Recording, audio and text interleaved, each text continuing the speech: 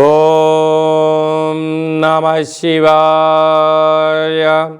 ఓం నమో నారాయణాయ. ఓం శ్రీ నరదృష్టి నివారణ కాళభైరవాయ నమో నమః. ఓం దాశరథాయ విద్మహే సీతావల్లభాయ ధీమహి తన్నో శ్రీరామచంద్ర ప్రచోదయాతు. హరి ఓం.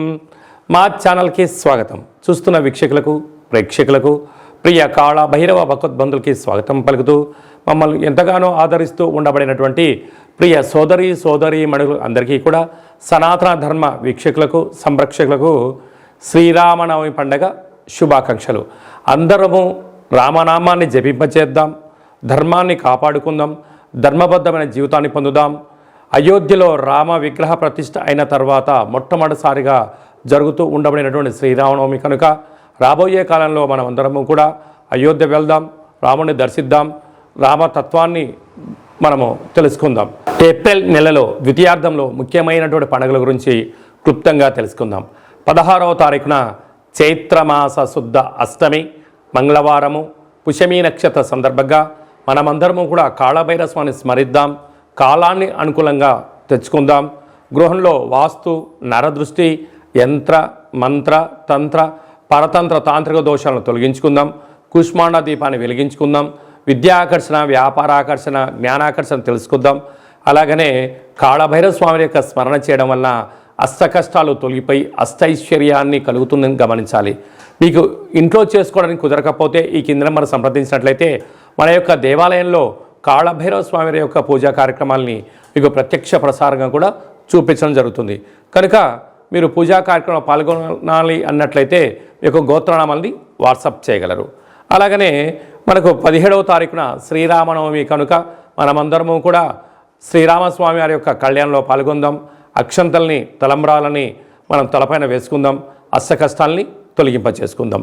23వ తారీఖున చైత్రమాస శుద్ధ పూర్ణిమ చిత్తా నక్షత్ర సందర్భంగా మన తెలంగాణ రాష్ట్రంలో ఉండబడినటువంటి మినీ అమర్నాథ్ యాత్ర అని చెప్పుకోబోతున్నటువంటి మనకు సలైశ్వర క్షేత్రాన్ని దర్శిద్దాం, స్నానం చేద్దాం, గ్రహ దోషాలను తొలగించుకుందాం, ఆధ్యాత్మిక యాత్ర చేద్దాం, స్వామివారి ఆశీస్సులు పొందుదాం.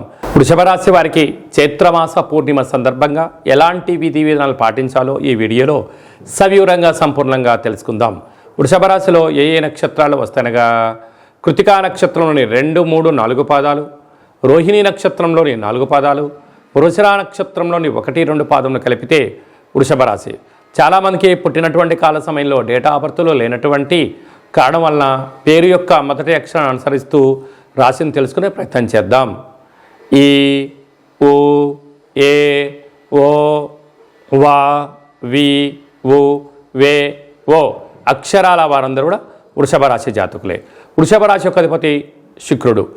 వీరికి 5వ స్థానంలో కేతు, రాజ్యస్థానంలో కుజుడు మరి శని సంచార స్థితి, లాభస్థానంలో బుధుడు శుక్రుడు రాహు సంచార స్థితి, వ్యయంలో రవి గురు సంచార స్థితి ఉండడం వలన వృత్తులలో ఉద్యోగాల్లో వ్యాపారాల్లో మంచి అవకాశాలు కనపడుతున్నాయి. కాకపోతే అది విజయమా అపజయమా అనేటువంటిది మీరు వ్యక్తిగతంగా ఆలోచించే పరిస్థితి ఉండగలగాలి. బంధువులతో మిత్రులతో సన్నిహితులతో మీరు ఆధ్యాత్మిక వాతావరణంగా ఉంటూ మానవ సంబంధాన్ని మానవ సంబంధాలుగానే చూసుకోండి, ఆర్థిక సంబంధాలుగా మార్చే ప్రయత్నం చేయొద్దు. అలాగా ఏదైనా ఒక కార్యక్రమం చేసేటప్పుడు మీకు తెలిస్తేనే చేయండి, తెలియలేదు తెలుసుకొని చేసే ప్రయత్నం చేయడంలో సక్సెస్ ఎక్కువ ఉంటుంది, సమయం ధనం వృధా కాకుండా ఉండే పరిస్థితి అధికంగా ఉంటుంది. కనుక ఈ చైత్రమాస పూర్ణిమ రోజున వృషభ రాశి వారు తెల్ల జిల్లేడు వృక్షం దగ్గర ఆవు నేతితో దీపం పెట్టడం వలన మనశ్శాంతి కలుగుతుందని చెప్పి గమనించాలి. అలాగనే ఇంట్లో కానీ వ్యాపారంలో కానీ ఫ్యాక్టరీలో కానీ ఏమన్నా ఇబ్బందులు ఉన్నట్లయితే ఒక దోషడు అన్నాన్ని తెలుపు క్లాతులో మూటకట్టి తెల్ల ఉల్లిగడ్డను అందులో వేసి దిష్టి తీసి ప్రవహించే నీటిలో కానీ తెల్ల జిల్లేడు వృక్షంలో వేయడం వలన ధనవృద్ధి కలుగుతుందని చెప్పి గమనించాలి. హోటల్ వ్యాపారాలు, సాఫ్ట్వేర్ రంగాలు, హార్డ్వేర్ రంగంలో ఉండబడిన వారు, విద్యార్థులకు, వ్యవసాయ సోదరీమణులకు, గృహ భవన నిర్మాణ కార్యక్రమం చేసేటువంటి వారికి మంచి అవకాశాలు ఉన్నాయని చెప్పి గమనించాలి. ఈ ఏప్రిల్ నెలలో ద్వితీయార్థంలో ఇంకనూ విజయం సాధించగలగాలి అన్నట్లయితే ఈ యొక్క పాత్ర కంచు పాత్ర అంటారు.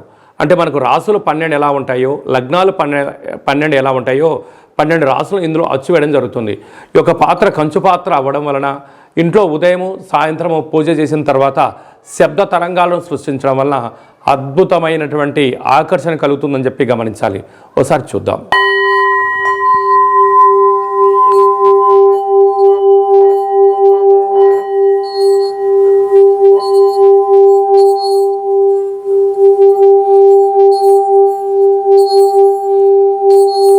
ఈ యొక్క శబ్ద తరంగాల ద్వారా మనిషి శరీరంలో ఉండబడినటువంటి 7 చక్రాలు వికసింపచేయడం, బయట ఉండబడిన లక్ష్మీదేవి ఇంట్లోకి రావడం, ఇంట్లో ఉండబడిన దరిద్ర దేవత బయటికి వెళ్ళడం కూడా జరుగుతుంటుంది. విద్య, ఉద్యోగ, వ్యాపార సకల జన ఆకర్షణ కలిగి మనం ఏదైతే అనుకుంటామో అది విజయం సాధించడం జరుగుతుంది. ఈ అక్షయ పాత్రతో పాటు ఒక కాళభైరవ స్వామి యొక్క పిరమిడు, డాలరు, కంకణము, కాళభైరవ హోమ కార్యక్రమాన్ని మీకు లైవ్ కూడా చూపించి గోత్రనామాల ద్వారా పూజ చేయించి మీకు ప్రసాదంగా ఏర్పాటు చేయడం జరుగుతుంది. ఆసక్తి గలవారు ఈ కింద నెంబర్ని సంప్రదించగలరు. అలాగే మీ వ్యక్తిగత జాతకం తెలుసుకోవాలనుకుంటున్నారా?